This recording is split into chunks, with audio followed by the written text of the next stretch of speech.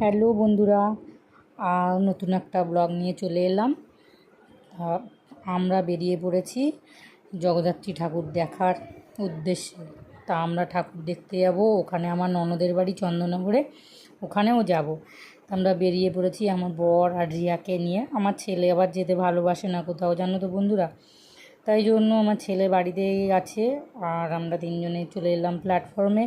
এই দেখো ট্রেন ধরবো বলে বসে আছি। আবার আমার বর আবার দেখছে যে আমি ভিডিও করছি। তারপরে চন্দননগর ট্রেনে উঠে নেমে পড়লাম চন্দননগর স্টেশনে। দেখো এত সুন্দর, এটা কিসের প্যান্ডেল জানো তো? সেই যে ফুচকা খায় যে শোলার পাতাগুলো হয় ছোট ছোট, সেই পাতা দিয়ে আর বিভিন্ন ধরনের শোলা, আমার খুব সুন্দর হাতের কাজ। ওই প্যান্ডেলটা দেখে, ঠাকুর দেখে চলে এলাম আমরা আর একটা প্যান্ডেলে। এটা হচ্ছে ফটকগোড়া। ফটকগোড়ার নাম